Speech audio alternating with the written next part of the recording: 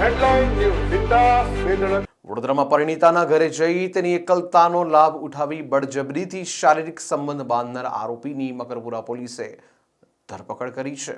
મકરપુરા વિસ્તારમાં રહેતી પરિણીતાના પતિ બહારગામ ગયા હતા. તે સમયે પરિણીતાનો જેઠ ઘરે આવ્યો હતો. પરિણીતાની એકલતાનો લાભ લઈને તેને શારીરિક અડપલા કર્યા હતા. ત્યારબાદ ગત 16મી જૂને પણ જ્યારે પરિણીતા ઘરે એકલી હતી તે સમયે પણ આરોપી ઘરે આવ્યો હતો. તેણે પરિણીતાને ધમકાવી અને બળજબરીપૂર્વક શારીરિક સંબંધો બાંધ્યા હતા. આરોપીએ એવું કહ્યું હતું કે તારે જેને કહેવું હોય એને કહી દેજે, હું કોઈનાથી ડરતો નથી. જ્યારે આ અંગે પરિણીતાએ પોલીસ ફરિયાદ નોંધાવતા મકરપુરા પોલીસે આરોપીની ધરપકડ કરી કાયદેસરની કાર્યવાહી હાથ ધરી છે.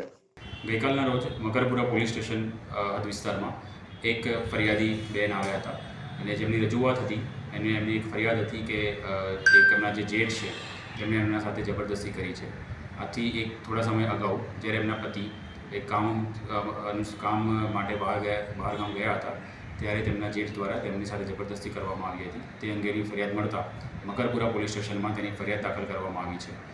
જે આરોપી છે તે તેમના જેઠ છે, જેનું નામ જિગ્નેશ કુમાર રોહિત છે અને તેઓ મૂળ 32 વર્ષના છે અને ઓટો રિક્ષા ચલાવવાનું તેમનું કામ કરે છે અને BNS કલમ 64, 78, 75 અંતર્ગત આ ગુનો દાખલ કરવામાં આવ્યો છે અને આરોપીની પણ અટક કરી લેવામાં આવેલી છે.